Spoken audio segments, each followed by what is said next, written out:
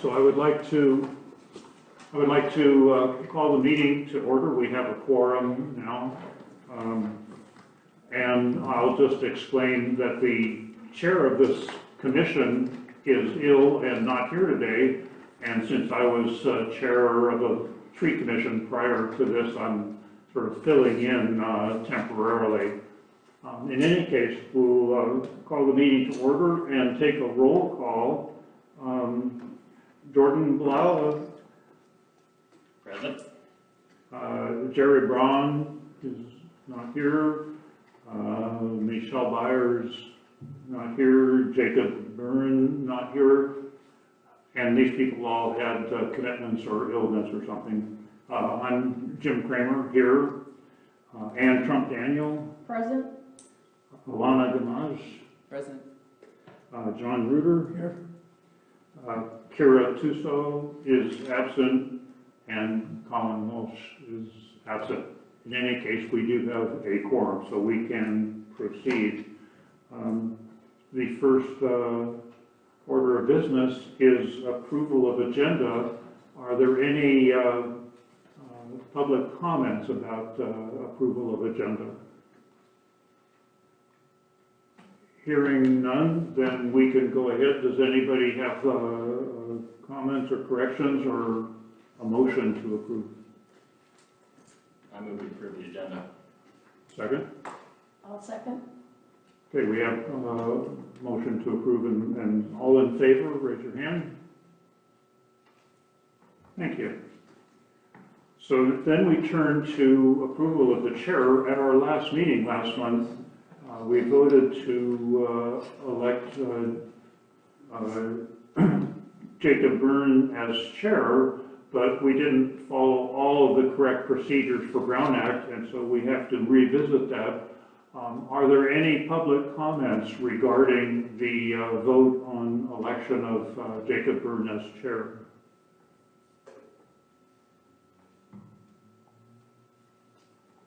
Hearing none, we'll proceed. Requires an additional vote. Could I have a motion or discussion? No? I guess my comment would be, should we wait until there are more people here to vote on this? Or is it? This is simply reaffirming a vote that was taken last month. So, but without a motion to proceed, then. Well, I move that we reaffirm what we did last month. If that's Yeah, what we're you're doing. just correcting, you're just I don't see the correcting. purpose, but, you know. Is there a second? Is that okay? I'll second. Okay. Then all in favor of reaffirming the election of Jacob as chair of this commission, raise your hand. Unanimous. Thank you. More to the point is that at some point we need to nominate and select a vice chair of this commission. Are there any public comments regarding selection of a vice chair? Hearing none, then we open up for discussion. This is a question of whether we can proceed with fewer people, but how do people feel about that? I would feel that we should wait until we have a fuller roster at the meeting until we choose to select a vice chair. That's my perspective. Yeah, I would agree. As long as Jim can serve as the acting chair for a meeting, then I don't see any problem with waiting. So then, Can we call that a motion in a second by Jordan and John? I was going to say I'll move to table that item until our next meeting. Yeah, second. so we'll, I didn't hear, was that a vote? No, that's a second. Okay, so then a vote to delay this to next time. All those in favor? Excellent. So then, I have a comment.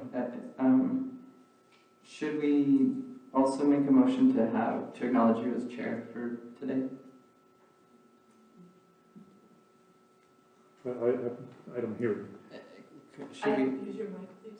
should we make a motion to acknowledge you as chair for this session? For just for today.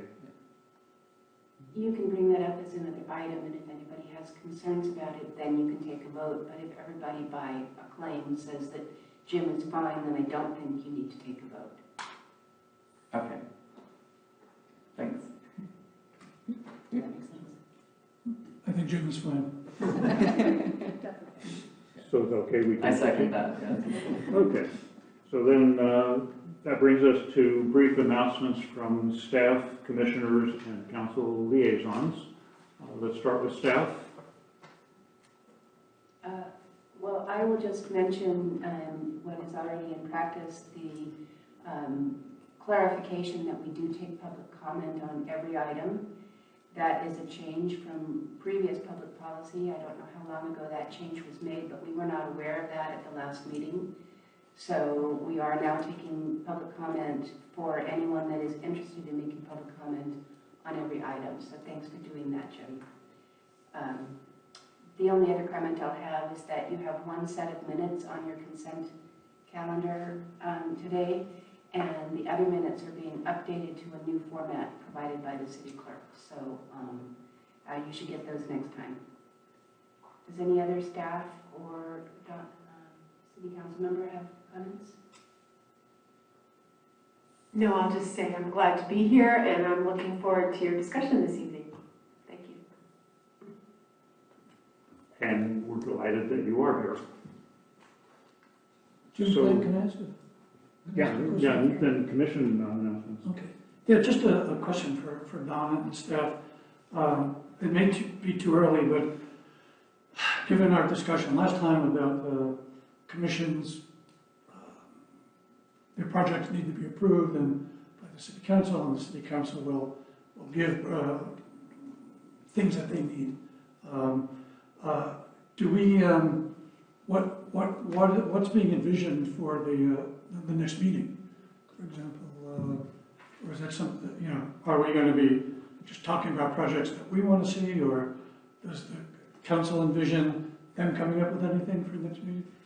So thank you for that, and I apologize, I wasn't able to be here at the last meeting, and I know Bapu was able to be here. And I do want to clarify that you don't need council permission to take up all of your items. That was never the intention. There's a lot of work that will come to you on the natural. There may be other things that you as the body want to take up, and I think where some of the questions came up last meeting and have come up in other commissions is how will it be resolved if a commission wants to undertake work, but you're hearing from your liaison and staff that that doesn't align with council's needs. That's the one little area where I think, you know, there is going to need to be some process. And I will just say, speaking for myself, I want you to be able to self-initiate work, but I also don't want you to undertake work that's really out of alignment with council goals and feel very frustrated and feel like you wasted your time. So that's sort of just my thought on that here. And one of the things that you'll probably do as a body, and it's not on your agenda for tonight, but you'll work toward what your long-range calendar is. And typically, the chair meets every month with staff prior to the meeting to kind of iron out what's on the upcoming agendas. And I'll want to turn to Carrie too and Katie if they have thoughts on how that planning is going to work for your upcoming meetings. I'll go ahead and weigh in just really quickly. Under your long-range item for tonight's discussion is a draft calendar that we would like to recommend for the council the commission to consider at the next meeting. So some of the concerns that you have, it might be appropriate to discuss it during the long-range calendar section. Okay, thanks. You're welcome. So just, Donna, just for some clarification, if we feel that there's an item that isn't consistent with what the council is doing, but we think the council should be doing, there's some room for talking and negotiating and so on. And I'm not on that council subcommittee, but I know they're continuing to refine how that is going to work. So to some extent, this is all a project in process, and we have to work it out. Okay, any further staff comments? I just wanted to take an opportunity to share with the commission. There was some concerns at the last commission meeting about how public comment is going to be taken and incorporated and how we can discuss it. And I wanted to just take an opportunity to just remind everybody that the Brown Act is, it's structured the way that it is because we want to create as much active and fair public participation as possible. So in no way are we asking that the commissioners, again, to Donna's point, hamstring what you want to discuss. Please bring forward the items that you want to discuss. We just ask that if you want to discuss something in seriousness and it comes up as a public comment, that we also give everybody the opportunity who may be interested in that item a chance to come to a meeting. And that's why we're asking for you to put it on the agenda. And it's just, again, for that fairness, because we do want to encourage public participation. So just wanted to take an opportunity just to clarify that, since there was a lot of discussion about that, and we are talking about how work gets onto the long-range plan. So thank you. Can I just add that there's some, within the city of Davis, some public discussion of all of this. It might be worthwhile if the city could publicize this and explain to the public what the relationship is with, commission and so on, to sort of minimize some of the criticism and concerns and so on. Because it sounds like in practice, things aren't as dire as what some people in the city have been alleging, at least at present.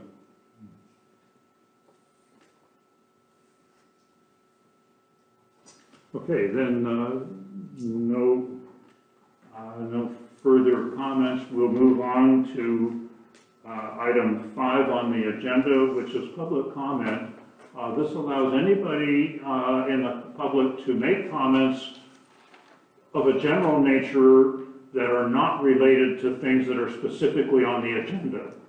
Any comments related to agenda items will be allowed and welcome later in the proceedings. So this is other types of comments, please. And initially 3 minutes.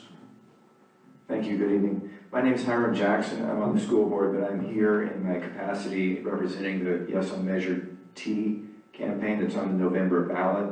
It's a county-initiated measure to raise funds to be able to operate a second library in South Davis.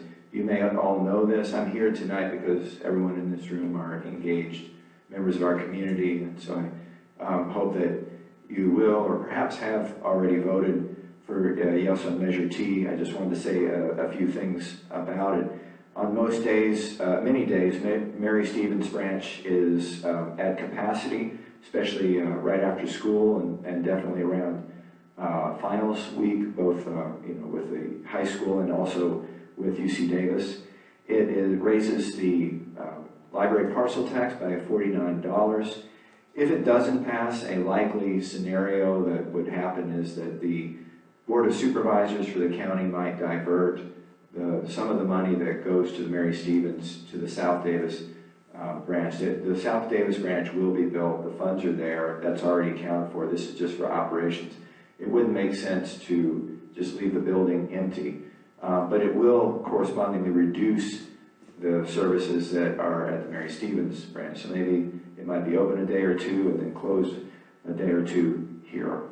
I just remind you that the libraries, and it also requires 2/3 vote to pass. 65% doesn't cut it for this, and it may look very popular on the street. You see all the street signs, but it still has to get more than 66.6 to pass. I just remind you, these days libraries provide free Wi-Fi if your own service becomes unavailable. Provides computers as well. It's a place to cool off on hot days. Many times it makes more sense to read items in hard copy as opposed to digital. Sometimes it just feels good to get off these devices for a little bit. It aids literacy for everyone. I'm talking about, of course, kids who use the children's section, as well as adults who speak English as a second language. And so and in addition, our Davis library facilities are now developing a makerspace as well, which is a new item. So I thank you very much. I hope that you'll tell your friends and neighbors to vote yes as well. Thank you very much. Thank you. Yes. Good evening. My name is Torrin Donovan. I'm the Executive Director of Tree Davis. This is the first time I've had an opportunity to meet y'all as a part of this committee. Just a few little things I wanted to share with you. We are very excited about the tree planting campaign that we're implementing on behalf of the city, which this year is focused on the 95618 zip code. So if you know of anybody who lives in that community and is interested in getting a free tree planted in their front yard, please do have them contact us. We've already had one planting, actually 2 plantings in the city as a part of that campaign, one at Mace Ranch Park and another at San Marino Park. We're going to be planting at Slide Hill Park on November 16th. So we'd love to see you all come out if you're interested in joining us for that. And then the second thing I wanted to share with you all is that we're having our annual Legacy Celebration this upcoming Saturday at 2 p.m. at the Memorial Grove on Shasta Drive. It is an event to just celebrate, urban greening and community action. We're going to be recognizing 5 different entities for their contributions. Ellen Zachary and Warren Roberts for everything they've done for the UC Davis Arboretum, the Friends of North Davis Channel group that's done so much great work on the channel since 2019, the Puda Creek Garden Stewards, for folks that have worked on that space below the train tracks, and then Janet Mercurio is an amazing woman who planted 400 trees on Russell Boulevard just west of town. And then finally, the Village Homes Tree Committee. We've done a lot of great work in their neighborhood. And so we'd love to have as many people come out and recognize the great things that those people have done and just generally continue to add to the positivity of our communities. Thank you so much. Thank you. Are there any further public comments? I'll just clarify for other people in attendance that the practice, and I think it's required by Brown Act, is that we welcome and we listen very carefully to public comments, but we do not reply or interact with that. It's purely an informational item for our commission. So that's why we're not responding. So I see no further public comments. So that brings us then to the consent calendar. There are 2 items on the consent calendar. One is the commission meetings of July 22nd, 2024, and the other is the 2023 water quality report. Are there any public comments regarding these items?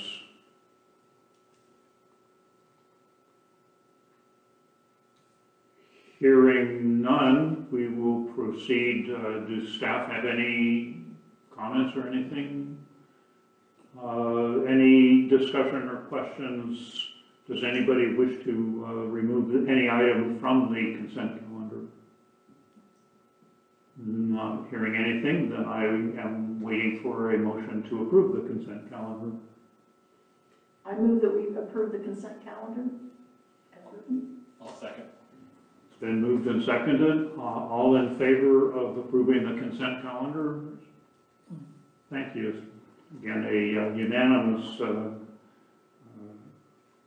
item. So that moves us on to item 7A is the presentation of the state of the urban forest. And I will welcome the staff introduction to the topic. Hello.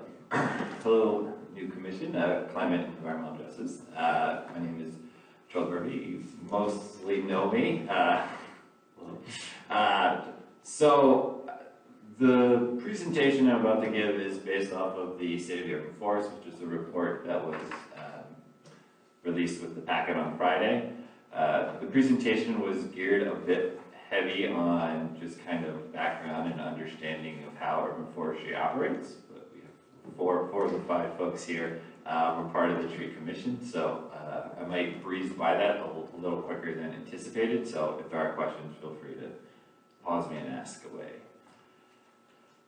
Okay, so urban forestry is kind of in this rebuilding phase. Essentially in 2021, 22, or in 21, urban forestry was moved from the Parks and Community Service Department to Public Works, Utilities, and Operations. In 2022, the 3 staff members left at different times for different reasons. And essentially when I came in May of 22, there were no other full-time staff members. So as of right now, we have a team of 5, and they're all newer than I am from May of 22. So we lost a lot of institutional knowledge in that process, and a lot of what we'll be talking about today and what we'll be talking about probably next year and the year after is really building back that program. So a lot of policies and procedures that we do have are outdated, and then there are many that just do not exist. So we are kind of building the boat as we set sail kind of thing. There are also a lot of specifications and standards that are utilized in a lot of different city documents that are outdated or they don't exist, so we're kind of creating those as well.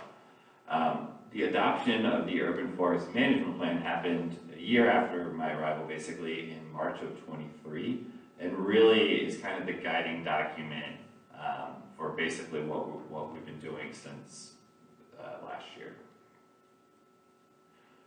So a little synopsis of what urban forestry does. We maintain over 30,000 city street trees, park and greenbelt trees, and trees along our public right-of-way. Maintenance can include anything from planting, pruning, or full removals, including stumps. We do a lot of planning and administrative activities, such as the review of development and capital improvement plans. We also deal with tree modification permits and tree removal requests. Additional efforts include community outreach and engagement. We're in the process of creating a climate-ready tree species list, which I'll get into a little bit later, as well as other long-term planning for the city's urban forest. So this is one of our favorite slides as we were going through the Urban Forest Management Plan. It was created by Adrian. It's been a bit adopted because we have the new commission and kind of adding some things here and there. But this, I think, is a really good framework for folks that are trying to understand how urban forestry operates and functions. At the top there, you do see the Urban Forest Management Plan. Through that process, there's a lot of community engagement and involvement in the creation of that plan. But one thing that came out of it was a lot of questions of like, well, where are your ordinance updates, and where are your specs, and where are your standards? Where are the policies that are supposed to be in this plan? And if the Urban Forest Management Plan was to include all those, it would have been like a 5-year process. We didn't have that kind of time. Also, we needed to kind of guide ourselves. And so we really looked at it as kind of our blueprints for how we're going to get there, but not all the specifics.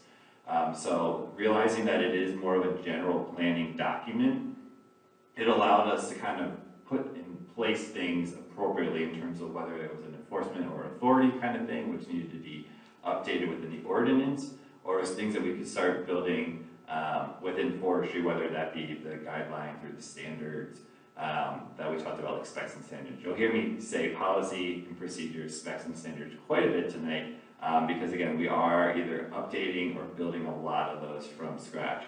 But those kind of pockets really allow us to move things forward, both at a city-wide level, but also within the department as we move forward.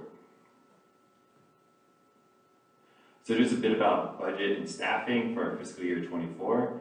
Our budget was $2,700,000, a little bit more than that. We underspent a bit. That is simply tied to some staffing timing issues and things like that I'll get into in a second. But it is good to know that about half of that budget does go to West Coast Arborist, which is the city's contractor for tree work. Staffing within the program expanded from 3 to 5 full-time staff since August of 22. So when I first got here, there was 3 positions within urban forestry. There's now 5, and arguably actually 6, because there's one in the front office staff that works very closely with us, but not directly under urban forestry. So that's great. We've seen a massive investment within urban forestry. My time here, a lot of that had to do with the urban forest management plan that really pushed the city towards investing in our urban forests, and created the position of a second urban forestry supervisor, which was created in July 1, but wasn't officially brought on until April of 24. So that's kind of, again, some of that budget kind of stuff moves around. Because of that, also we had an urban forestry tech position. So when I started in March of 22, we had 2 part-time techs, and they were fantastic, but we only had 1 full-time position. So literally, I think my first week here, I was in quite a few meetings arguing that we needed to not only hire 1, but we need to hire both of them as full-time. So we created that second position as part of that, which also obviously was called out for in the urban forest management plan. Unfortunately, one of those urban forestry technicians left in December of last year, so we had about a 6-month gap before we filled that position, but we are now currently fully staffed with the staff that is dedicated to urban forestry. Okay, so this is a little bit of an analysis of work orders within our system. Folks that were on the tree commission will know that we use a program called Lucity as our asset management system. Basically, as calls come in, they come in as work requests, and then work orders are kind of created off of them depending on what the call is saying. So a lot of times it's going out and looking at what the work request is calling for to create an appropriate work order. These work orders are attached to assets if we have them within our system. So we have an inventory of 30,000 trees. There are definitely more than 30,000 trees, but the assets that we have, we do attach to these work orders, which allows for really good tracking. So what you're seeing here is that we received or created based off of work requests that we received a little over 2,000 work orders, and we closed just under 1,700. So we do have a gap in the number of work orders that are created versus the ones that are closed. That pie chart to the side, you kind of see a breakdown of the people completing those work orders. So you can see a greater than 50% portion of those work orders are actually done in-house by our tech crews. Based off of what we just said about budget, you might be like, what the heck? Why do we spend more money on West Coast, but less jobs are done by West Coast? That's a differential of the types of jobs that folks are doing. I can send my techs out, and sometimes it might be an all-day job, and sometimes I might get 10 jobs done before lunch because it's just a down limb that they threw through a chipper. So that's a big quantity of that. Also, we have the techs and other folks within forestry that are going out and doing the inspections. So that's another big component there where work is actually, hands-on work is not actually being done. It's more of an inspection style work.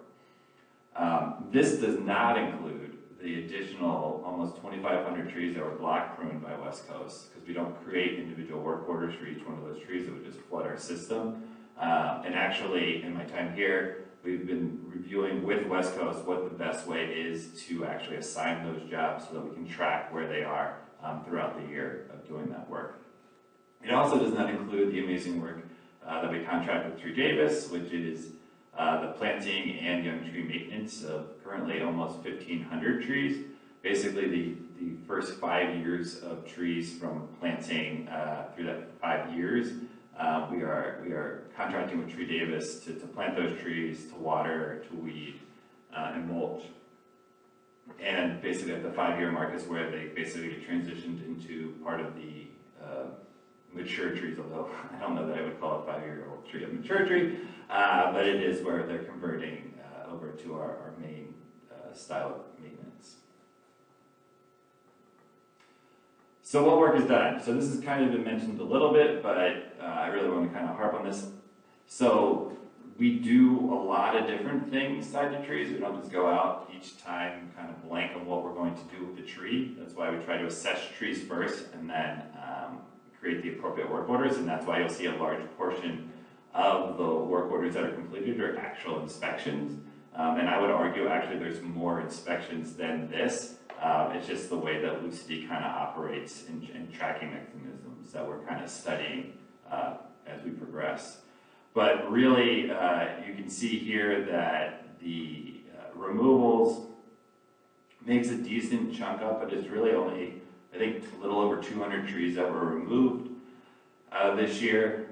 We do have a major portion of our work that is not block pruning, is just continual pruning, and that can include a lot of different things, whether you have some dead branches in there or raising the crown, so sidewalk clearance and things like that, which tend to be quite a few of our calls, especially with all the green belts that we have, some of that raising the crown. Some younger trees after that 5 years, structural pruning is pretty common, as well as end weight, which is with our more mature trees as they grow. Certain species grow faster than the 7-year block pruning rotation would have you want, so we'll go in there and do some end weight on those as well. This is a very interesting graph as we kind of looked at doing this analysis of our fiscal year, because as a tree person, really what I look at is like things like limb failures as being the really high concerning things that we're looking at. And so I'm actually shocked that it wasn't a higher percentage, because it feels like most of my day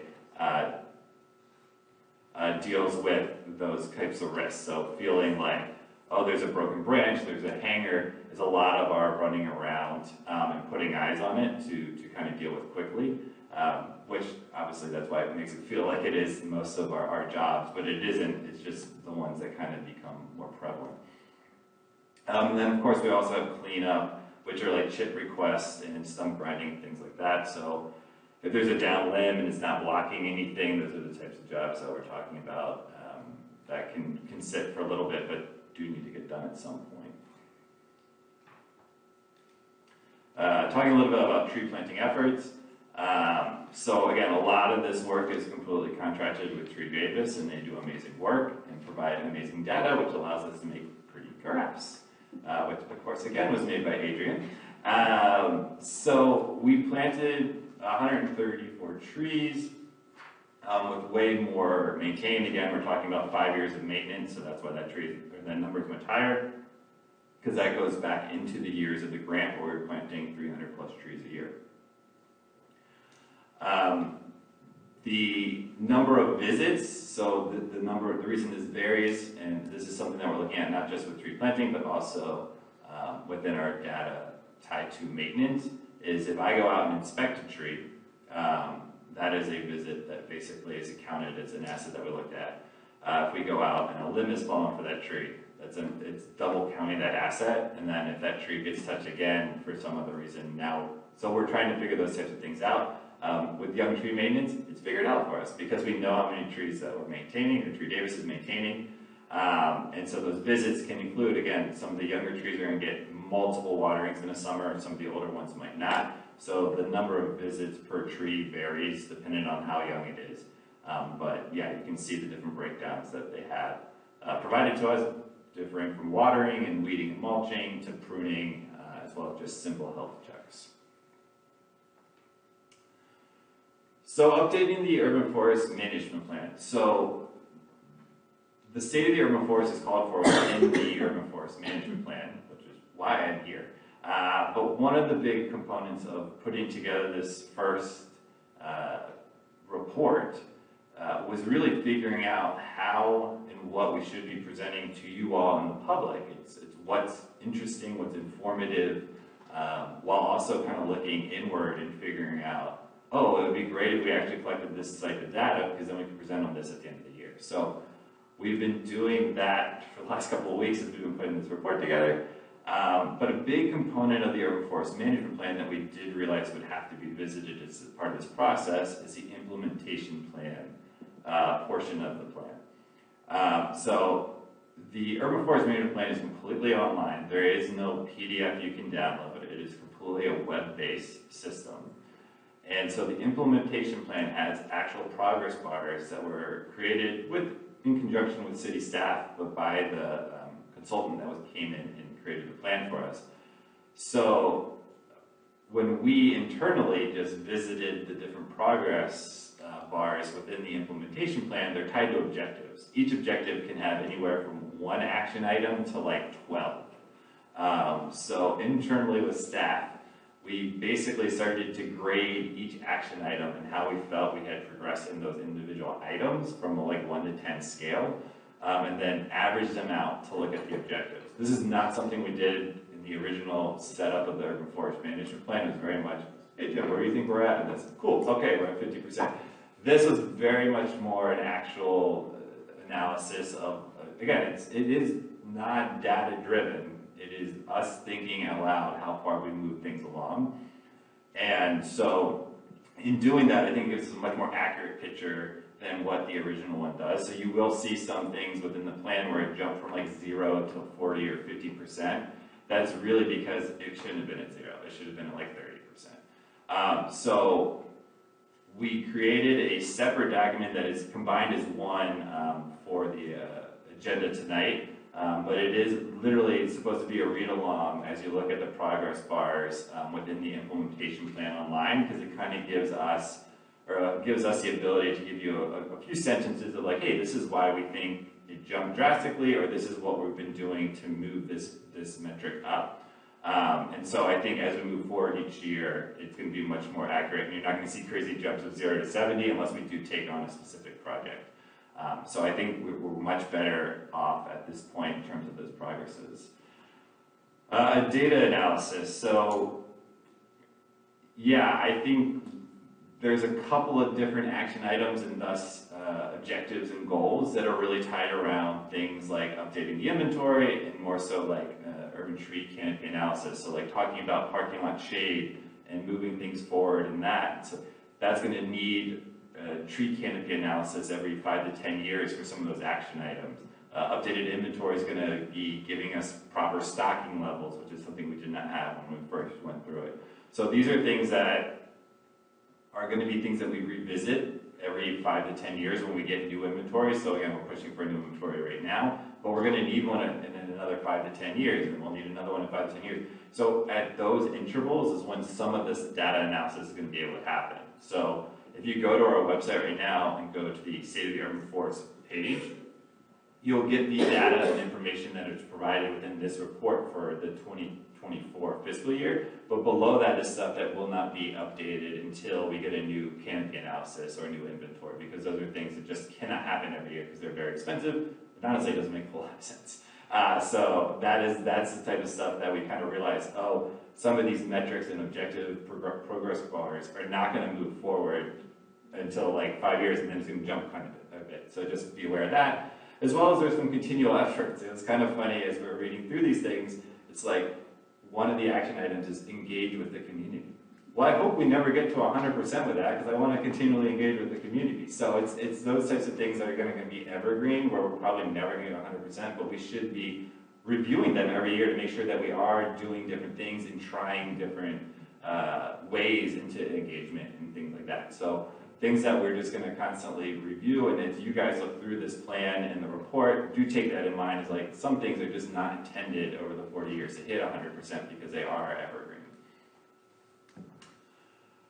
Within 2024, I did want to just mention a few specific projects that didn't really get captured in any of the data that was kind of presented within the report. Again, we are continually working on those policies and procedures, and will be for forever and ever, because new things come up, and how we deal with those and the city policy around those is just going to be a continual thing. I've been talking, the Tree Commission has heard this quite a bit.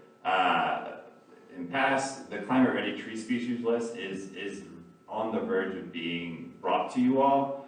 This is to replace the current tree list for the city of Davis that hasn't been updated in quite a while. And really, the goal of this list is to bring a species list that has grown rather than shrank, which is what has happened in basically every city, just as climate has changed and things have, certain species have gone out of favor. They've just crossed off trees and haven't really added new ones. We actually went across the world essentially adding trees through a data-driven matrix to figure out what trees would do well in our future climate. So we actually have the list that we're going to be bringing to you all, but also have an experimental list that we kind of have in our side pocket to kind of work on when we have the ability with different types of projects. It's also really allowed for the broadening of partnerships. So I work with folks at UCD, Tree Davis, CAL FIRE, local businesses, former and current U.S. Forest Service folks for this project. So it has really kind of expanded the partnership with Davis and surrounding folks. Because the goal is this list wouldn't be, I mean, it is going to be Davis specific, but it would be able to be replicated in any city really because of the data-driven approach.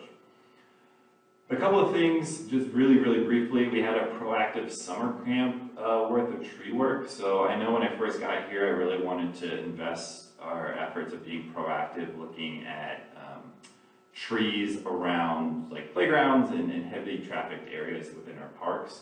We're still working towards that. We do quite a bit of work around that. But one thing that really came across is that we do have quite a few summer camps within our parks, and they literally, the summer in Davis, so they are under the trees in every park that they're in. And so my first summer here, I noticed how many kids were just hanging out under trees. So we connected with the summer camps liaisons and said, where are you guys going to be? And so now every May, we connect with them and proactively inspect and do tree work where those summer camps are going to be essentially housed under trees during the summer. I am just going to mention this and move right past it because I do not want to bring it up, but downtown tree lights was a thing. And it took quite a bit of time within urban forestry. Plan reviews. This is something that forestry has really become much more engaged with in the 2 years that I've been here. I essentially now have to look at every set of plans that comes into the city, whether it's an ADU or it's Brentonwood. So yeah, it's taken a lot more time, but it's definitely allowing us to really assess and look into, again, those specs and standards and policies and procedures around this type of work, and really get trees kind of being brought to kind of the forefront, at least in some instances in the thought process. And then one last thing is that we have been making partnerships within the City of Davis with our own fire and emergency response folks. We've done quite a few different jobs tied to fire risk and access to some of our green belts and things like that in terms of tree work. So while it might seem super nice and cool that you're biking down a path and like the trees are just over your head, if there's a fire or some sort of medical issue down there, Patrick and fire department are probably not going to be super happy with me if they can't get their vehicles down there. So it's working with those types of folks to do walks and understand how we can all kind of work together to get the best out of the different locations within Davis. And this is just the last little wrap up. Continuing efforts, again, I said I'd say a lot, policy, procedures, specs, and standards. Just continually working on those. And I think our big goal is at some point to just start publishing them for everyone to see. Again, internally right now we're just working on so many that kind of tie into each other that none of them ever feel finalized, but at a certain point kind of just got to start producing them because we are working on them regularly. Looking at tree and infrastructure conflict analysis, so quite a bit of our work is tied to development or to say like sidewalk repairs and capital improvement projects and things like that, where trees end up being kind of sometimes in the way, and there are no real ways around that. So one of the big things that we're looking at is figuring out how can we get some standards and specifications around other scenarios. So it's not just the same old sidewalk repair or whatever it is that just cuts down and replaces the thing that's there. What are some other options? So that's one of the things that we're kind of looking at tied to trees and infrastructure conflict. Again, I'm huge on data and data driving the way that we operate. So this, I was telling Jim before the meeting, this was a great practice for us, and I'm glad that we have to do it annually. It allows us to look at what data would be great to have and we don't have, and it could be easy to capture, or it might be something that we need to wait for a new inventory to start capturing it so we have a baseline. But really being able to look at those different types of metrics that we do have or don't have and would be great to have. So I just, yeah, the work order open versus closed, I think is a massive gap. We also have a small gap there with trees removed and trees planted. So those two gaps are two things that this data showed us. We're going to be working towards closing as best we can with the resources that we have. And then obviously, I mean, we've been saying this, I think, since the start of the urban forest management plan discussions, we do need an updated inventory. We are working on 2018 data, and trees are living things, so it was outdated the day they finished the inventory, much less now we're at 6 years later. So those are some major things that we'll be working on in the future. I think that may be my last slide. That is my last slide. Thank you. Thank you very much. So the way we proceed is that with the staff report, we then have clarifying questions, open it up for public comments, and then we have discussion. But I'm going to take a old man's prerogative here where I need a 3-minute break, or else there's going to be a problem up here. And in the meantime, your discussion went beyond the material that was presented to us, so it allows us some time to think of our clarifying questions. So let's just take a 3-minute break and then we'll reconvene. Absolutely.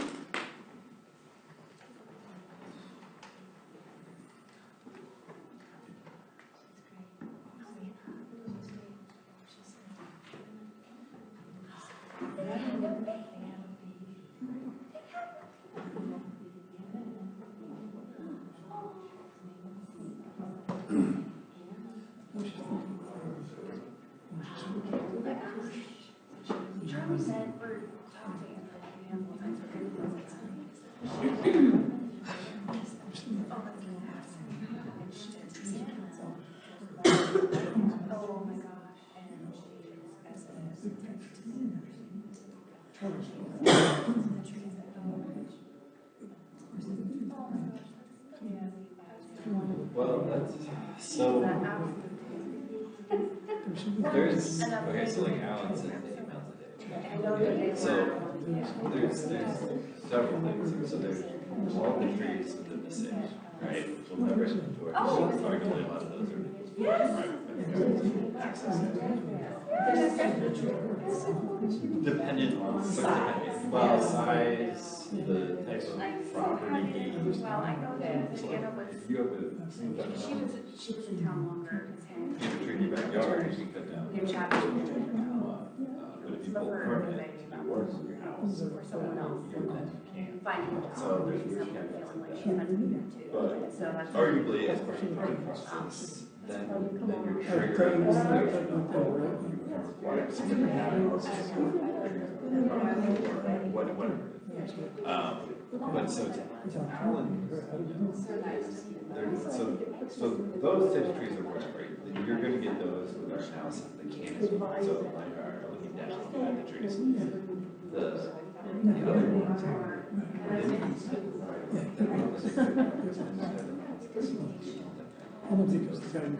So thank you all for your indulgence. Appreciate that very much. So we turn now to clarifying questions, and let's be very clear about the distinction here that these are questions, not discussion. I have a number of questions, and I hope that other people do also, and so let's start by restricting ourselves to 2 questions each, and then we'll go around, and let's start over there with Jordan. Thank you, Chair. And thank you to staff for this presentation. I know that even if you're tracking all of these things, that it's quite a bit of work to get together a presentation that can be made publicly and provide all this information, so I very much appreciate that. I think I only have one question to start with, and maybe thoughts after that when we get into discussion. But Can you clarify on the plan review work that the urban forestry staff is doing? Is that for all permits, ministerial and discretionary, or is that for only discretionary permits? I'm pretty sure it's everything that is involving, that has essentially trees involved. So, yeah, I'm looking at basically everything. Actually, I would say even without trees involved. Just looked at a few like installs of like at the Davis Commons. Like I don't need to see the inside of the kitchen. Thank you. Yeah. And if I may, I can just clarify, ADU is like a dwelling unit behind the house. And then Bretton Woods, he's referring to large developments. ADUs can be in the front of the house as well, which is causing issues with city trees.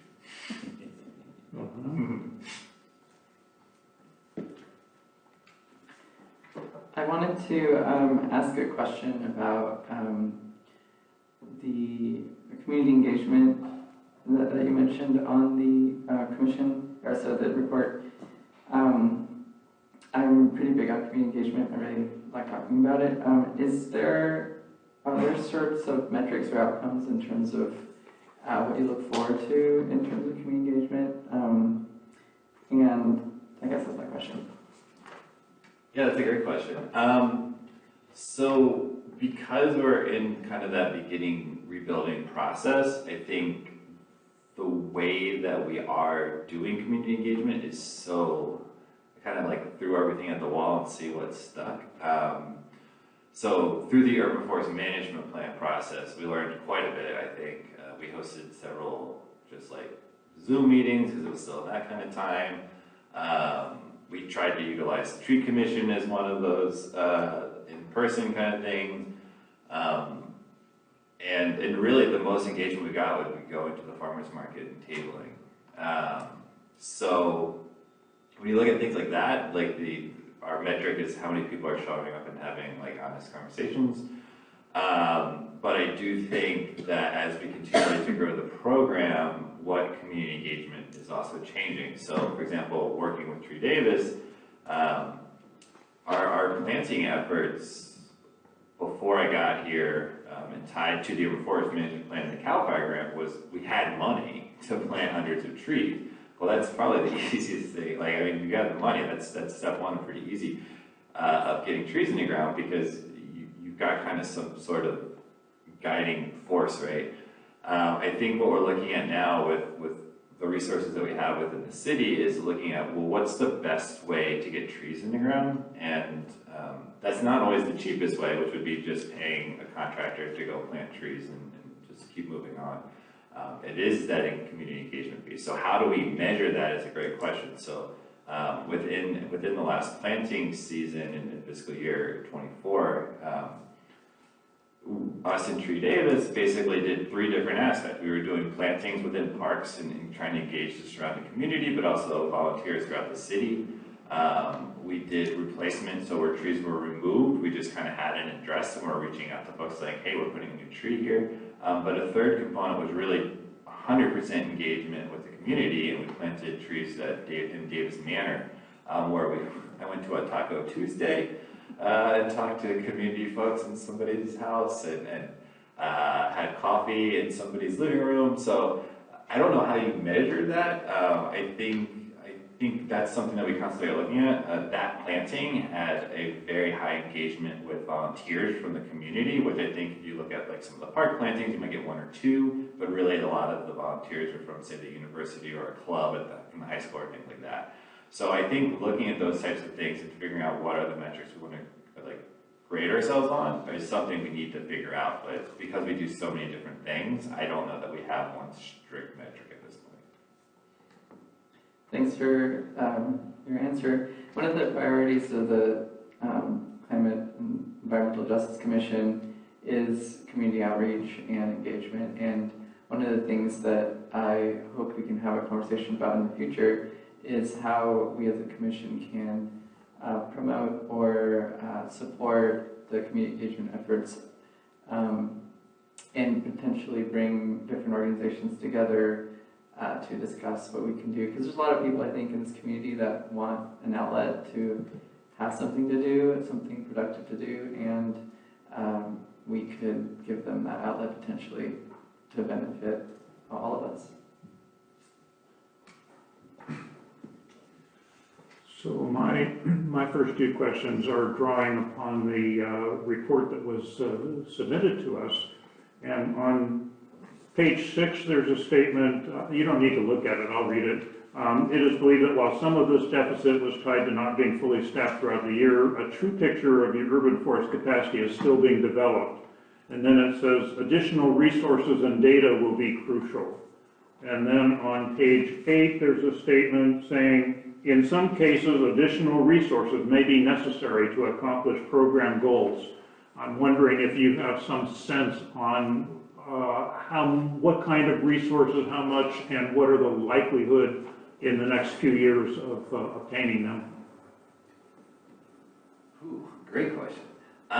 So I think the way that I operate within my program is in that we aren't going to be getting any additional resources, just being realistic, and then having those, if we get additional resources, we can go above and beyond what we're expecting. So that first statement that you read, really, so a couple things. We have 2 staff members that started, one in April and one in May. The technician who started in May, I would argue, is 90 to 95% fully operational on what that job currently is asking them to do. I don't know that that's true if in a year from now I'm asking that person to do inspections and this, that, or the other. That's things that need to be trained up. So I say that to say that each job that we have within forestry requires a level of training to get to where we're currently asking them to do something, and then potentially where we need them to go, especially without increased resources. So that's kind of where that sentiment comes from. So I have the urban forestry supervisor who was hired in April, and I think he's probably at 75% capacity of like where he can be. Like, so I think there's a lot of growth that could be kind of trained into that, but it takes a lot of time. And so I think when we look at those types of things, and when I mention things of seeing what our full capacity is, I would love to get those folks to 100% and maybe potentially looking at expanding what we're asking them currently to see whether or not we can handle, say, the workload of work requests that are coming in. Another component of that would be looking at what our current policies and procedures are. So, for example, and I don't know what it was like before I was here, but if every call gets tree work done, that's a lot of work that needs to get done. Whereas if we go out and inspect every tree work call that comes in and go, hey, you know what, we need to set a policy that we aren't pruning every little twig that's touching somebody's house. We need to create a policy around where a homeowner can prune a branch up to 2 inches that alleviates 100 jobs that we were going to send out a crew to do. So it's looking at those types of things as well as building capacity within our staff that really makes me, one, excited to see what we can actually close off with our current resources.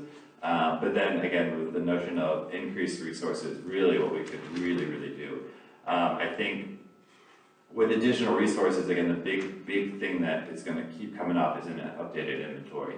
We spend so much time looking at our inventory from 2018, and then we have a Rolodex of cards that looks like I'm in a library in my office that goes back to the 60s, index cards for individual trees. And the amount of time I spend just trying to figure out whether or not the tree is ours or not, I mean, I'm probably wasting almost a day, a week sometimes of just doing those types of questioning. And so I think when I say we need a new inventory, I think we need to, as a city, just accept what our inventory is in terms of ownership and those types of things. So I think that's where I'm really looking at, can we completely close the gap, or can we get very close to closing the gaps in terms of planting numbers and work orders closed with existing resources? I think it's possible that we get very close, but if we want to move and progress the urban forest management forward,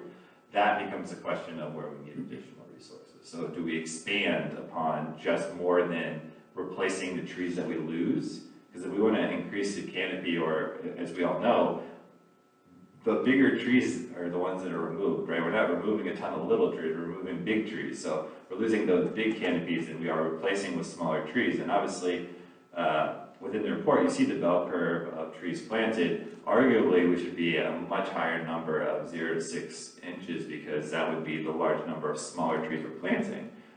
So that's one of those things that the trees that exist in that middle part of the bell curve will increase the canopy, but that's not the answer for 30, 40 years from now. We need to have that curve that's continually growing. So those are the things that I look at with the additional resources, is like how can we ramp up planting efforts and get beyond just the idea of closing the gap of replacement tree plantings. I hope I answered all the questions you're asking. Thank you. It seemed like you were saying all the challenges you have, but you didn't give any explicit statement of how many resources you need, but that's okay. My question was subliminally directed also at Donna and Measure Q. Okay, so my second question on in your report, you talk about the metric of measuring progress, 25%, 50%, and so on, and it seemed like a lot of what's written there now about what's 25% and 50% is and so on has more to do with sort of talking and thinking about it rather than actually doing something. Am I missing something? I mean, and I'm not being critical. I mean, I understand fully the staffing problems and the how much time, I mean, and so on. So I'm sympathetic here. Sure, yeah, so that breakdown was simply for looking at the action items within the implementation plan. So if you read through the individual action items within that portion of the management plan, a lot of them are things like updating the blah, blah, blah policy or and so I can write a policy and be like, I'm done with that. But really what needs to happen is I need to get Stan and Public Works on board, and then I got to get the other departments that are engaged on board, and then eventually potentially get it in front of this commission or in front of council for finalization of things. So that breakdown was simply us in a room going, have we even thought about, I'll use parking lot shade because that's one that stayed to 0. We have not even remotely spent any time looking at parking lot shade.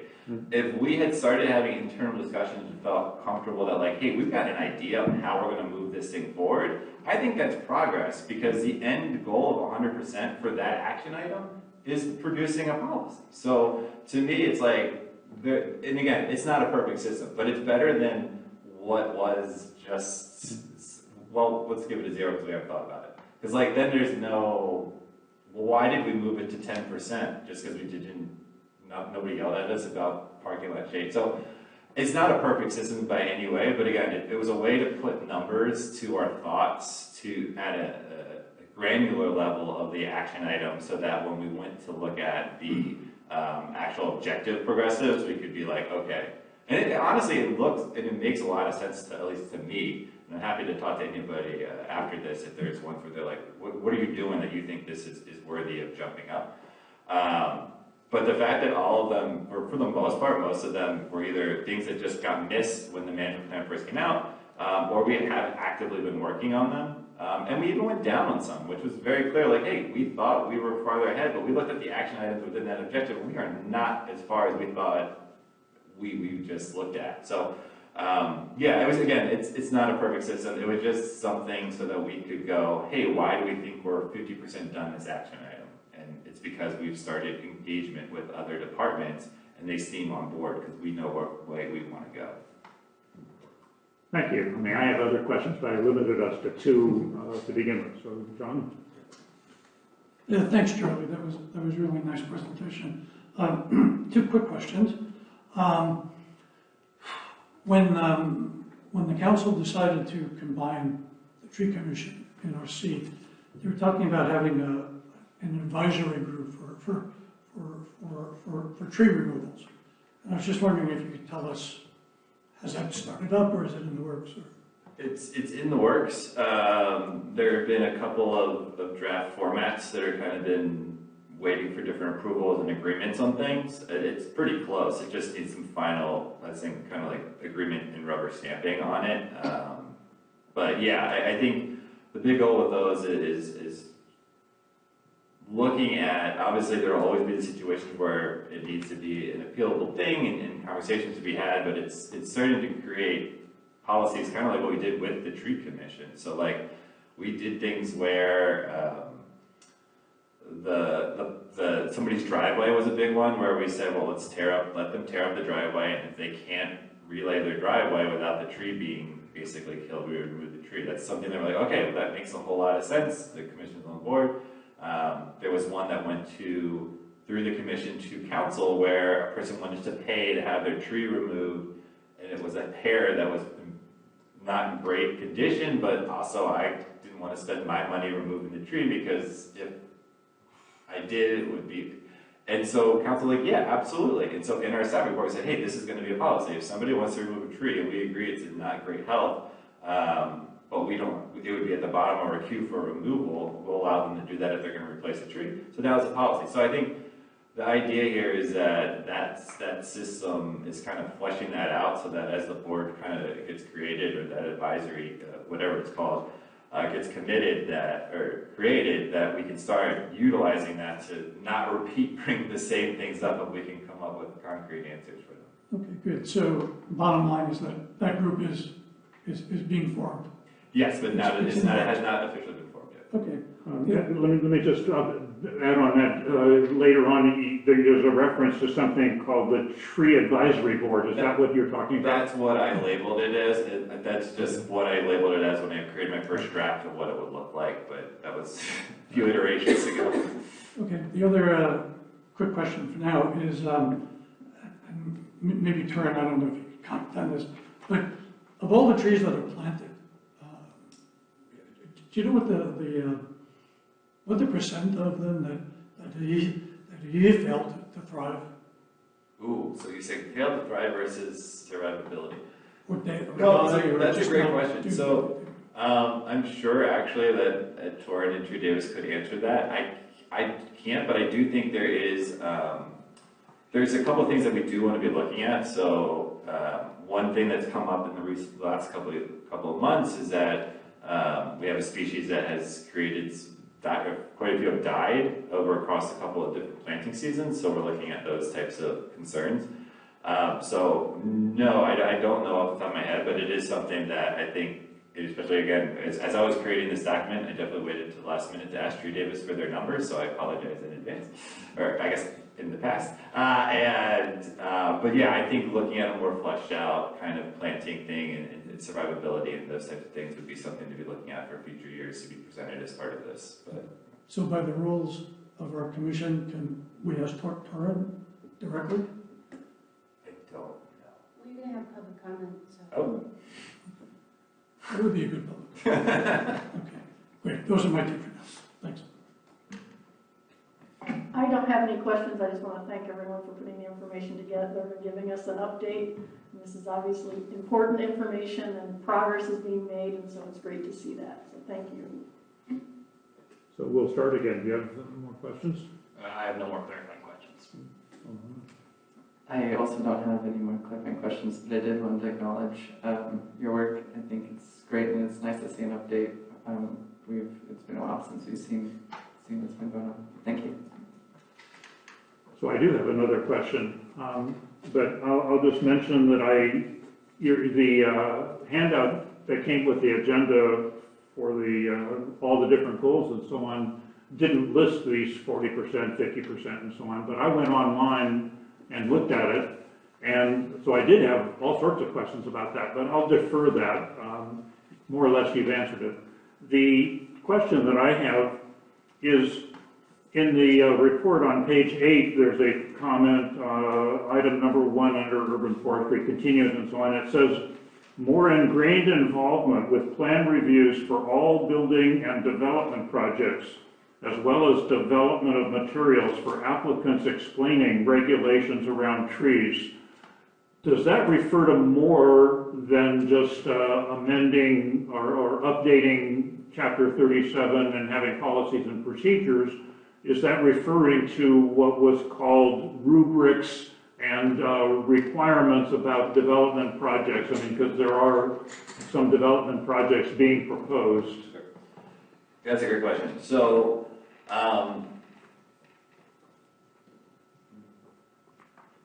one of the big things that we constantly talked about with the tree commission was where do things belong, right? So we constantly like to say, let's update the ordinance, chapter 37. But also realizing that like not everything can be in chapter 37. And a perfect example of that is that we have our tree species list in chapter 37, which is ridiculous. Because I think it needs to be changing constantly. Climate change is real, right? We need to be able to adapt our lists and things like that. And so, again, this comes back to my policies, procedures, specs, and standards. Is like, what is a policy that needs to go into chapter 37? What is an internal policy that's just within forestry? Specs and standards should not be in an ordinance. It should be referenced in an ordinance. So this section that you highlighted, Jim, is we've created quite a few documents just in the last year around developments and trees. So, and then anytime there's a document that's pretty looking, Adrian basically took our information and made it nice. But basically we created a couple of different one-pagers that now sit at like the planning and permits desk. One tied to small projects, one tied to large projects. So if you have a project that you're pulling a permit for, you're getting a one-pager about what you need to know about trees tied to city codes that exist or policies that exist around those trees. So that's just one small component of this that we've done in the last year. But as we continually work with these things, they're becoming more and more expansive. So for example, the Davis Commons or the UMO project, I got called a few weeks before stuff was getting started at the Trader Joe's parking lot, and there was questions tied around within their requirements, CU soils being utilized within the parking lots. So they called me and said, well, what are your specs for that? I didn't even know it was in that document. So scrambling and figuring those type of things out is not what we're looking for. So yes, it does tie into chapter 37 updates, but a lot of the stuff we'll be creating tied to that sentiment is not going into chapter 30 and will be referenced within chapter 37. So it's going to be creating a lot more things tied to, for example, an assessment potentially of the downtown area and the planting sites available. I'm not calling this a downtown plan because it's a downtown tree plan because it's not. It's looking at, I reference it within the presentation of trees and infrastructure conflicts. It's looking at, okay, we have issues with trees and sidewalks. What are some scenarios that we can do aside from this? Is it putting in a silvicell, or is it putting a ramp up over the roots, or is it creating some sort of way for the roots to get under the sidewalk into the yard on the other side of it? Those are all ideas that me as a tree person can just throw out there, but I don't know how to do any of that. So looking at getting consultants to come in and create these specifications and these standards around, hey, if X, a tree, is close to Y, infrastructure improvement, these are the steps that you need to take into consideration before you come with a plan to Charlie that says, we're just removing these trees and putting this building here. So those are a lot of different documents and specifications and standards and procedures and policies that need to be produced that we can provide to developers so that it isn't just, hey, we're clear cutting this lot and putting in a building. So none of that stuff is going to be in chapter 37, but it will be referenced within chapter 37. So that's one of those things that allows us to move a lot of this stuff forward in unison with working on getting chapter 37 updated, but can start getting in, well, I don't want to say enforced, but can start getting utilized by folks. Like the one-pagers that we created are being utilized to this day. Paul's like, oh great, I have this, and this, I don't have to ask you those questions now. Whereas previously I'd be on the phone and answering the same 7 questions from developers over and over and over again. What do you mean? What do I have to mitigate for? What is the size of the tree that needs to be? It's all in chapter 37 or it's in our policies, but it's not all in one place. And now it's in one place that gets provided to them. So those are the types of things. So it sounds like these are requirements that are being presented to developers, saying that their development has to consider these or conform to them. But I'm curious, a lot of the examples you gave were very detailed, specific. You'll recall that the Tree Commission, when it existed, was working on thinking about broader things like statements that there has to be 30% canopy coverage or something. Are you developing rubrics like that that would be presented to developers so that any development has to sort of consider that? Sure, yeah, so my previous answer was tied to like a plethora of different types of projects. So again, you're talking one single family home with an ADU going in versus a much larger development, whether it's like the U-Mall redevelopment or a new community going in. So I think all of those are gonna have different things that relate to those. And it is also why kind of going as one big thing to update anything is kind of chaotic, because you almost have to deal with them individually and start kind of grouping them together. So like all ADUs and single family house projects are similar. And so they're covered on this one pager, and then this is covered in this thing. So no, we haven't looked necessarily to your point on the rubric of 30% this or the other. But it is definitely something to be considering and taking to mind. Right now, there are requirements tied to that within the parking lot, but I would argue that those need to be looked at and revisited on what exactly we're expecting out of those things. But again, I would look at what I was just kind of mentioning with like the U-Mall project of, there's a couple of things there where if they had just put the trees back in the parking lot the way that they were previously, in 20 years, those trees would be the size that they were when they got removed. But so instead of looking at, hey, what are the canopy projections, this, area other that we want, we went to the specific and we said, hey, to get there, you're gonna need to put larger growing spaces. So that means CU soils, that means silva soils, that means something that allows more root growth so that those trees can actually thrive. So we didn't look at the bigger picture. We looked at like, hey, what are specifics we can require? Because what we are currently doing is checking off, oh, they've got parking lot shade covered because they said so on a drawing 15 years from now. But like, what are the things that they're doing within their specs that allow that to happen? Because right now it's just some rudimentary numbers that don't include growing space with the roots and things like that. So we're looking at, hey, that's been failing, how do we get there? And so that's where we're getting into the more specifics. That's good. I mean, we need all of that. Yeah. So, do you have more questions? Yeah, just two more, pretty short again. With the cap, how do I say this? Was the net greenhouse gas emission calculated with or without an urban forest or different levels of urban forest? So that, I mean, we know that 70% of the greenhouse gases are coming from automobiles, but do we know the impact of the urban forest on removal of greenhouse gases? I would have to lean to Carrie on that one. I'm not sure whether or not the urban forest was brought into it. I would imagine potentially. I do know that the numbers tied to trees and their effects on that are constantly varying based off of species and new data and things like that. So it would be a pretty tough, I think, thing to capture regularly as you're looking at that. But I'm sure it's possible. I just don't know.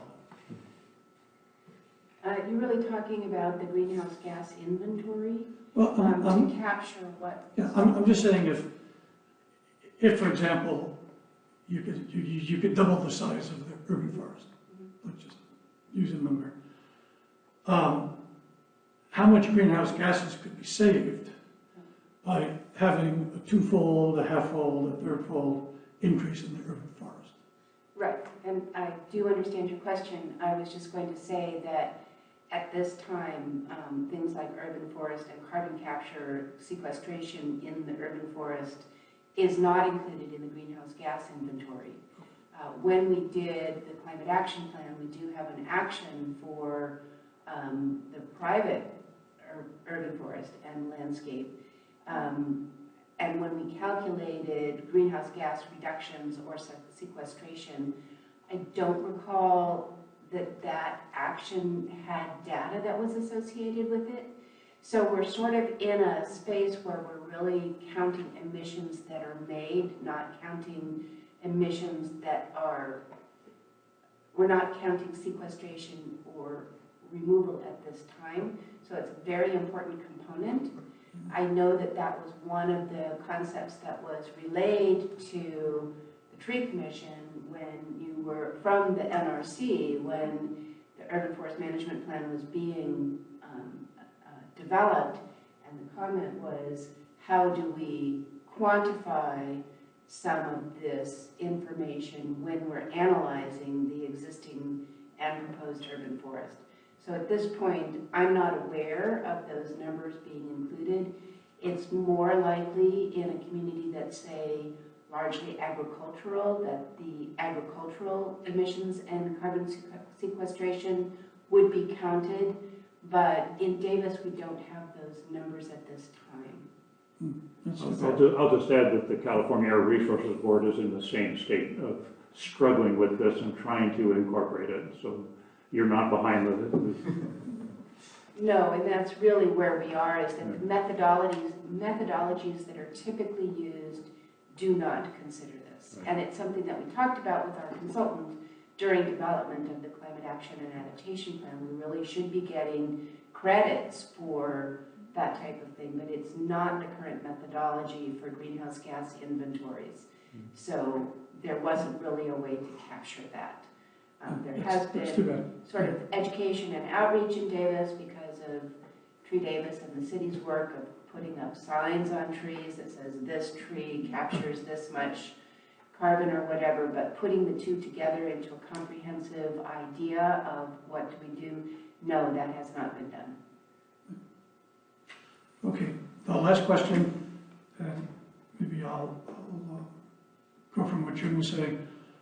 The funding, Measure Q and Donna, perhaps you're the best one to answer that. Are the monies that would be raised in Measure Q, are they yet to be sort of defined as to what they're used for? Could some be used for urban forest? Yes, they could, is the short answer, and the slightly longer answer is Measure Q would impose a sales tax increase, which is a general tax, and so by law, it cannot be earmarked for particular purposes in advance of voter approval. Any decisions about the specific ways in which the additional $11 million in revenue would be allocated would have to take place through the normal budgetary process after voter approval. Is it fair to think that there might be other requests for the funding also? So they can't be, so it can't be earmarked, but the possibility is there. Absolutely, it can be used for any permissible general city governmental purpose. Thanks. And, okay, Alana?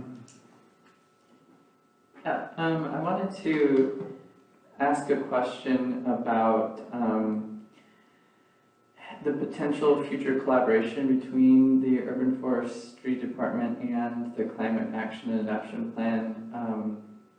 Seeing that we're the Climate and Environmental Justice Commission now, I wanted to, and then I think this adds to the conversation we've had, what sort of possible outlook is it for having an urban forestry plan that is related to the Climate Adaptation and Action Plan in terms of how all of that will work together for the next till 2040, the goals for that? Yeah, so I think that there's quite a few components within the Urban Forest Management Plan that directly call out the CAP, as well as a bunch of different action items while not calling out the CAP specifically, are definitely calling out how urban forestry manages itself and the urban forests within town tied around climate adaptation. So for example, like the biggest one that comes off the top of my head is the climate ready tree species list. So luckily we're already working towards that, but like those types of activities are going to keep urban forestry with the way that we manage the canopy with a very specific lens tied to climate adaptation. I know that within the CAP, urban forestry is mentioned quite a few times as well. So to John's question previously, I think looking at these different types of scenarios and looking at potential research and studies as they advance on how we capture those things. I think a big thing that I mentioned earlier is the idea that as we get a new inventory, and then again, we'll have the new inventory isn't going to solve everything. It's just like a step in the right direction, and we'll have to get a new inventory in 5 to 8 years after that, and another one after that, and we'll have to do a canopy analysis at some point. I think the urban forest management calls for it every 10 years or something like that. So when we do those bigger picture, not every year analysis of our trees, I think that's when we can start really utilizing new data and things like iTree. And within the management plan, there's something called Tree Keepers, which is a program that Davey kind of created that really starts to give values to things. But again, what was kind of freely mentioned, those numbers are kind of like, they're monopoly numbers at this point. But I think figuring out what those baselines are, like again, in these routine checks are kind of like very important for us to see, hey, this is where we are, this is what we've gotten, and then what is the difference within those things starts to give us real numbers that we can look at. And if I could add to from the CAP side of things, I think one of my goals with having Carrie in economic development is that it's an integrated discipline. And so that we want to ensure that the CAP doesn't be sort of this like standalone document. In my mind, the most successful CAP is the one that eventually gets merged into all of the activities that staff is doing. And so we want to, not think of it sort of as the CAP is this standalone document, but really it is this, it's this resource that's supposed to be speaking to all the various different departments in the city and help them integrate the principles of the Climate Action and Adaptation Plan into their day-to-day work. And so I wanted to just sort of take a moment to say that the more these other initiatives can pick up and inherit the qualities of the CAP, the more successful staff is going to feel that the CAP is actually being integrated into the work that staff is doing and not just sort of this standalone mission. I think we recognize that in this case, rising tide lifts all boats, and integration is what that has to be the key. So we're hoping that every time Charlie's up here talking about the state of the urban forest, it becomes more and more apparent that those values and those systems that we're trying to build with the CAP are just becoming part of his everyday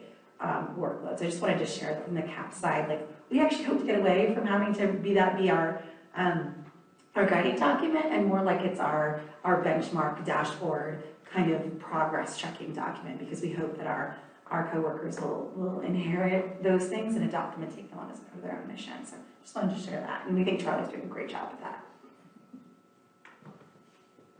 Okay, are there any further questions? Then let's move on. It's time for public comment. Is there any public comment? Hearing none. Oh, yes, there is. Excellent. Great, thank you for the opportunity. My name is Torn. I'm the Executive Director at Tree Davis. So just quickly responding to first Commissioner Gamage, we are very interested in adding in as much community engagement into the elements that we are partnering with the city on. The Davis Manor event that Charlie referenced is a model that we're looking to replicate every year, having community-based planting events, but anything we can do. So I'd be happy to meet with all y'all and discuss how to enhance that element as much as we can. And then in terms of what Commissioner Reuter was mentioning, the numbers that we have right now, thanks to Joanna Sollins with UCA&R and Gail Franco, is that with the trees that were planted initially through the state grant and then we continue to track. So basically trees in their 5th year, those babies that we're looking at constantly, we're seeing a failure rate of 9.7% that don't make it past year 5, then we replace them. And it's a pretty good number. I mean, we like it a lot. We're able to, do a lot for those trees. And we do look for patterns. It's typically trees in unirrigated areas. Species-wise, we're not seeing a ton of patterns, but we're reacting as quickly as we can when we do see things like that. So we'd love to dive deeper and think about that more. In a way, it's almost like, I think Charlie and I both bring this perspective coming from different cities of, what worked in those places, and then also, what is uniquely amazing about Davis. And there is a lot. I mean, this interest, this investment from city leadership and city staff is a pretty amazing thing. And so I think the questions y'all are asking, the efforts that you're looking to encourage the city toward is really amazing. And so some of the things that Charlie is sharing, we echo, but also because of things that we think are fundamentally important. Some of y'all might remember when the Urban Forest Management Plan was first created, that Tree Davis and others, not just us, were really recognizing this, ridiculous Dewey Decimal System of card boxes that Charlie has to deal with right now. Why not just adopt all cities? Why doesn't the city just adopt all of the trees in the city easement? That would be a fundamental jump. Probably in addition, you would take more funding from the city to deal with that. But an inventory such as Charlie is mentioning gets us closer toward that, or that repeated inventory element makes things simple for a lot of different things, including just us being able to identify, we know where there's tons of open spaces to plant trees in front yards, because now the inventory thinks about that, thinks proactively rather than the inventories that have been done in the past, which were more sort of just baseline elements. So we're supportive of that, but also with the concept of new developments that y'all are talking about, it is really essential that the city be supported in being as proactive as they would like to be to support all of its various environmental initiatives.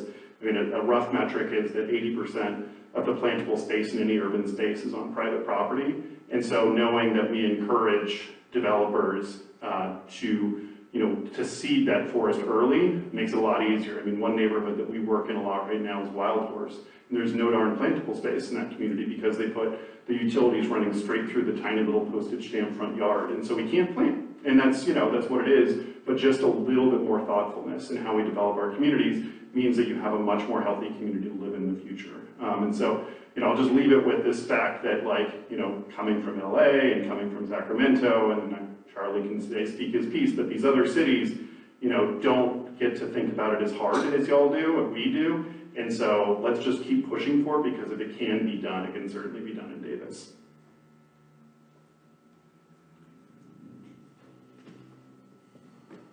Any additional public comment?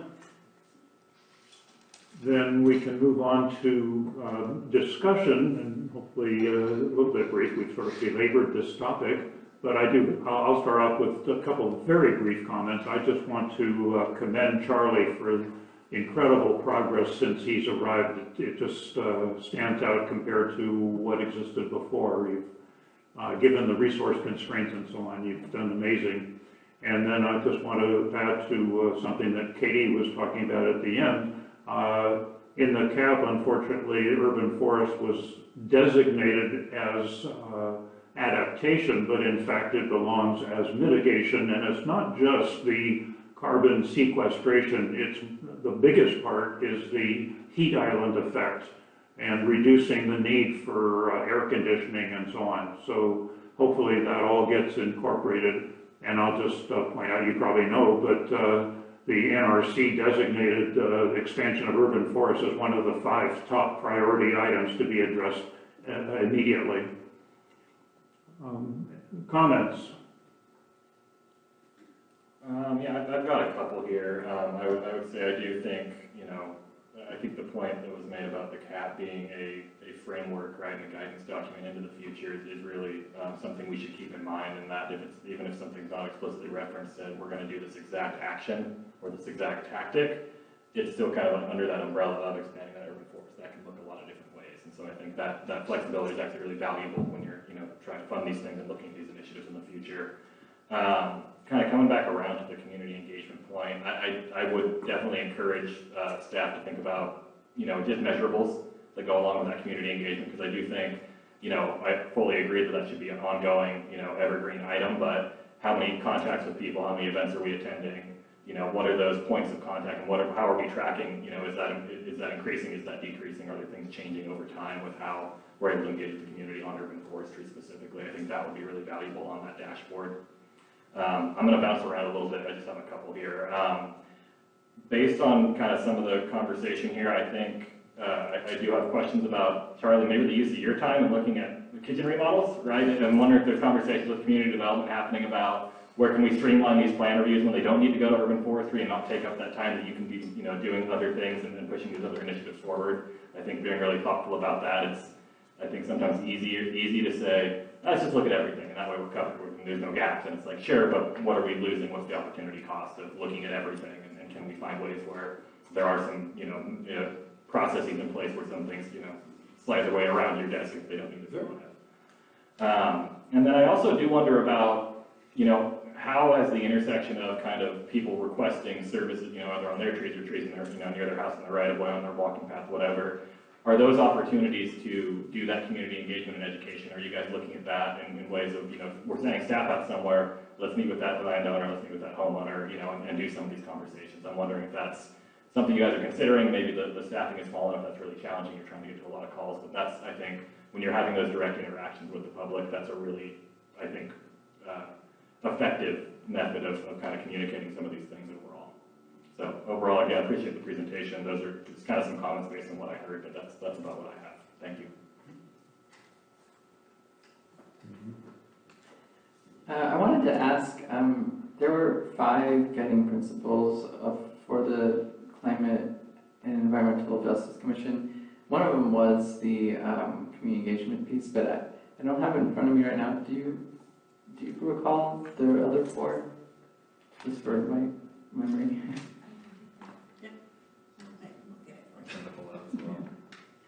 The reason I bring that up is because if I was a little more organized, I would have brought it myself. Something that I think we as a commission can do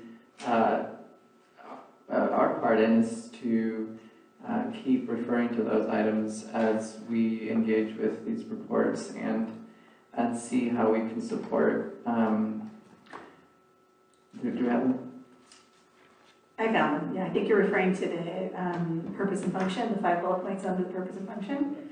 So it says to serve as the lead commission on litigation efforts of the CAP, excluding transportation, review and make recommendations pertaining to measures to reduce greenhouse gas emissions, address adaptation needs, identify policies to address the protection of vulnerable, disadvantaged communities from natural and climate change-induced hazards, advise on the preservation, management, and enhancement of the city's natural resources, review and make programmatic recommendations relating to maintaining the city's water, wastewater, stormwater, and solid waste utilities. I'm paraphrasing for sake of time. And serve as the lead commission on implementation efforts of the forest management plan, advise on the management of the city's urban forest, and make recommendations regarding landmark tree designations. So those are the bullet points related to purpose and function.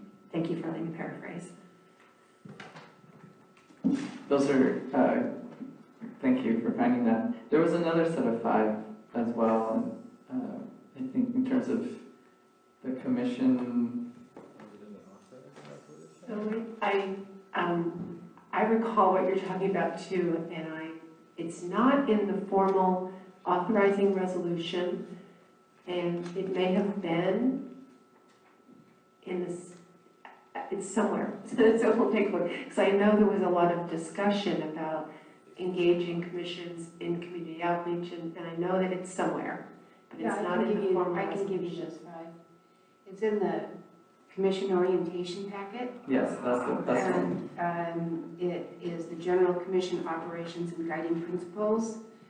The guiding principles are for all commissions, and they are to promote and embrace diversity, equity, and inclusion, to prioritize environmental and social justice, to make space for community engagement, to balance environmental and physical sustainability, and to strive for innovation and human progress. Those are the 5 that you're thinking of, I believe. Yes, those are them. So I wanted to just start a conversation, an ongoing conversation between us as commission members in terms of how well do we think we're doing those things, and if we can think of ways of addressing them more proactively as these other items get brought to us, so that we can address those items while also considering considering those items under the lens of those 5 guiding principles. I think we could be a little bit more proactive there. I think that would be something that we consider on the future agenda as needing extensive discussion. Yeah, agreed. Okay, well, clearly there's, between the CAP and the Urban Forest Management Program that we've heard today, and the CAP, one of the other meetings, there's a lot of little details that we'll eventually get to over time. So what I'd like to do in my contribution to the discussion is just take a big picture look, if I could. And so this is, oftentimes you're in the middle of something and you don't really see it compared to the rest of the towns and the community and the country, for example. I think that what we do on this committee, this commission, and then the other 2 commissions beforehand, I think it's an extraordinary work that's being done. This does not exist everywhere, and it exists other places as well. We're not the only ones, but for the city to make such a commitment to this, and other commissions as well. Everything you see here, everything you've heard about in both the CAP and the Urban Forest Plan is really sort of state of the art. Okay, it's not on the research edge because communities legally can't do that unless these things are proven and shown, and so they can't go out of bounds like that. So we are stuck there. But I think all the things we're hearing is very advanced, and so I think all the city staff should be proud of that effort, and I think the city is living up to its reputation for what the city has always stood up for. The other thing I want to point out is the role that Tree Davis plays in all this. I mean, we all know it, we all say it, but I just want to repeat it. Tree Davis is such a huge, integral part of this whole thing. Urban forestry wouldn't be urban forestry the way it exists without Tree Davis. And so I was thinking, in terms of a progress report, what Charlie brought out, and more numbers that will be brought out, and the numbers, as Alana has been talking about, the number of public input. I'm not recommending this. I'm just saying that the combination of what the city does and what Tree Davis does gives a much better overall view to the public and to everybody as to what this city is doing and supporting. Not city with a capital C, but city with a small c. It's the community, if you will. The city is doing their things through staff, but Tree Davis is part of our city. And I think when you start to include stuff that they're doing in a real formal way, how many people show up to these things? How many people are planting trees? How many people are going to the events that they have? I think it gives a much better view of, or idea about what what we as a community are doing with trees. So just to point those things out. Yeah, I think the only thing I'd say is to follow up on that, you know, there's so many partners that we can work with in the city of Davis, you know, Tree Davis, the Master Garden Program, the university. So I think that, you know, what Charlie was talking about with the climate-ready tree species, I think that work is just the beginning of these relationships and continuing to build that. And certainly Tree Davis will always be a good partner for this organization and for the city. And so I do think having metrics and making a real, you know, concerted effort to engage the public and let the public know what we're doing, you know, with regard to trees, and to make sure that we publicize that and get people involved as much as possible, can only be to our benefit, because when they know how to take care of a tree and how important a tree is, they'll just be, you know, better community members and better supporting the efforts of Charlie and the city.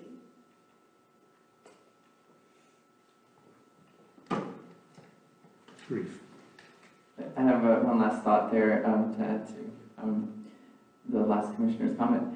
I think that one way of increasing participation is also by empowering the other organizations in the city that are just doing great work, and that could be part of our city reports as well, if because they all count, and that might decrease the amount of resources specifically needed to be put there from the city side if instead we connect with and partner with other organizations that or empower them to find resources as well.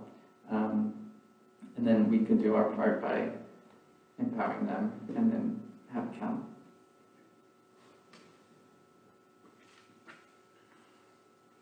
Okay, thank you very much. I think that we have finished with item 7A.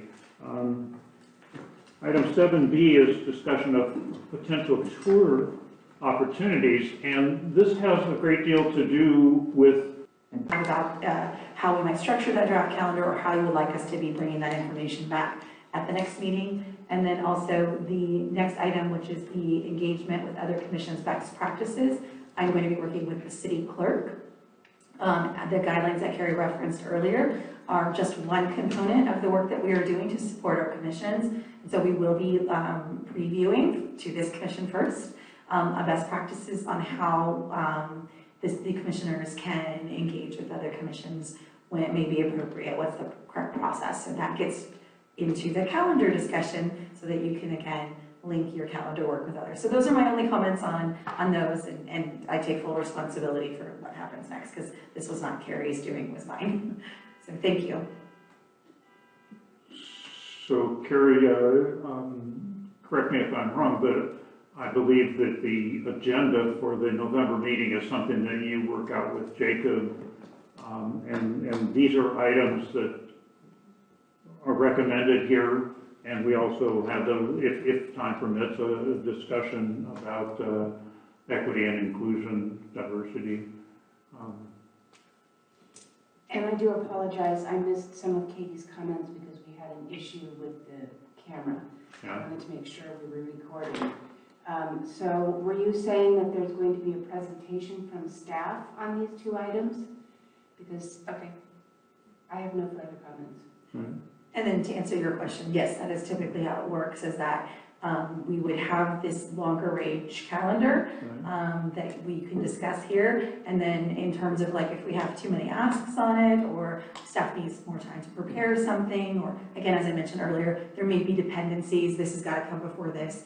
We would work with the chair, Carrie would work with the chair on the actual agenda, but this would be a way to sort of lay out what may be occurring at what meeting at your discussion level. And we'll bring a presentation forward on how to help guide you through that and what that might look like. So just a question of clarification here under 8A sub 2, at our last meeting, there was some discussion about how the different commissions overlap and how do they interrelate and so on. And that seems something broader than just best practices. I mean, is that part of what you intended on this item? Yes, I didn't want to give it a, multiple sentence title, so that's what it was meant to address. Yes, you're correct, Commissioner Perfect. Chair. So what was requested at the last meeting was to have that as a discussion, Right. and that has now been removed, and so staff is going to prepare that. The other issue is that at the last meeting, there was a discussion of November 25th being during the Thanksgiving week, and at that time, the commission said that they wanted to have the meeting on the following Monday. So the November 25th, based on the discussion at the last meeting, is incorrect. So. I'd like to also point out that the commission had made that recommendation that we move it without information from staff, so if I may, with the chair's permission, provide that information. This room is booked for that day, so is the council chamber, so we would have to find a third alternative location if the commission did elect to reschedule the meeting for the first Monday in December. So that information wasn't provided, so if we wanted to provide that information and let the commission make a decision fully informed of those considerations. Is this something that we can do by email or no? I mean, do we have to decide tonight about the November meeting? That is I correct. don't think we have another opportunity to No. decide on it. It's going to be on top of us. So let's start down at this end. I remember from an earlier meeting, there'd been some discussion of just skipping it. I mean, if we, That was not the staff recommendation at the last meeting. The recommendation was, do you want to meet on the Monday of Thanksgiving, or would you like to consider another Monday? And with the idea that there is no meeting in December because the fourth Monday in December is during the holidays.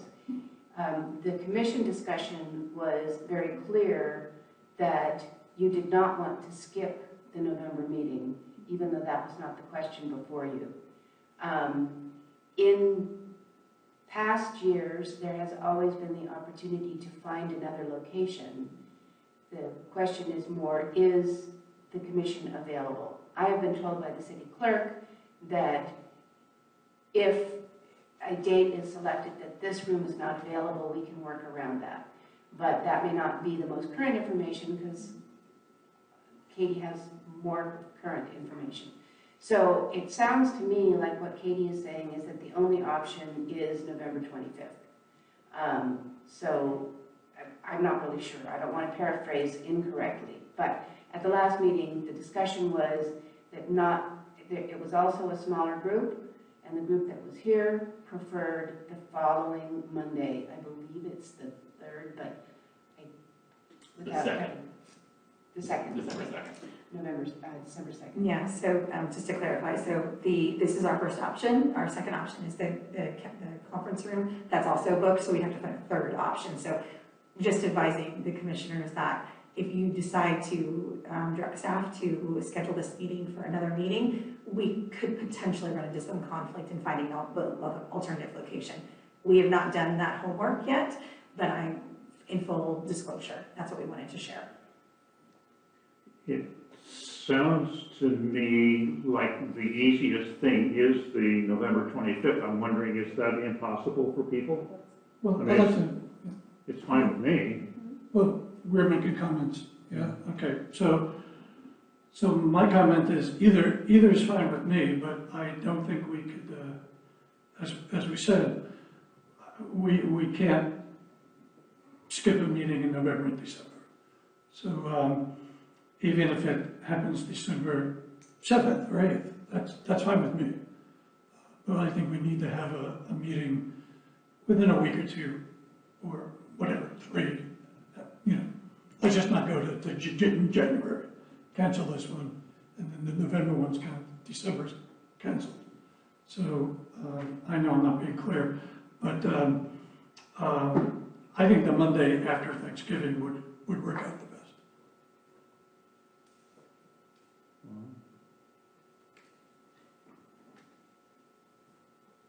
I think if there's a third meeting place available, it might be good to try to find one, just because a lot of the council members that were here that had decided for that as their best option aren't here now. So they may not be available if we go to the 25th. I'll be available either way, but I'm thinking if we just stick with that December 2nd, and then find another venue might be easier. So at the risk of asking another question to throw in the mix here, am I hearing that it has to be a Monday for this commission? I don't think it has to be a Monday. There is likely to be conflicts on almost any other day of the week except Friday, because this room and the other places with recording equipment are heavily booked. In the past, we have defaulted to Monday for the NRC because it was the day that was the easiest to get everyone together. Given that we have two commissions that have come together, with 5 of us here, I think that it would be, perhaps I could suggest that you make a motion to have the meeting on December 2nd with a fallback to November 25th if a room cannot be found, and stick with the Mondays, because I think it's going to be a nightmare to have the 5 of you sitting up there trying to come up with another date without staff having availability of resources. Sure. So, given the information that Katie has provided, I think that there does seem to be a commissioner preference for December 2nd, which may not be possible. So that would be my best recommendation at this time. I concur with Carrie's recommendation. I would just maybe modify it slightly just to say that you're selecting the second, subject to a location meeting the Brown Act requirements being determined. And if one cannot be satisfied to meet those requirements, then we keep the original date. So just to clarify that it's not about finding the room, but it's finding about the room that it meets the Brown Act requirements. So that would be my only clarification to Carrie's recommendation. But I think that would be an action that could satisfy what we need for this item. So moved. Yeah, so moved. We have to make the motion, right? I We think make the I think motion. Jacob just made that motion, so Jordan in a did. second. Oh, you did? Oh, I didn't know that. Second. Okay, so as I understand it, the motion basically is that we schedule for December 2nd if we can find a room, and if there isn't, if that doesn't work out, that the fallback is November 25th. Correct. All those in favor? So moved unanimously by those present, and that concludes our meeting. Is there a motion to adjourn? I make a motion to adjourn the session. Second. All those in favor? Thank you very much. And Thank you, Jim.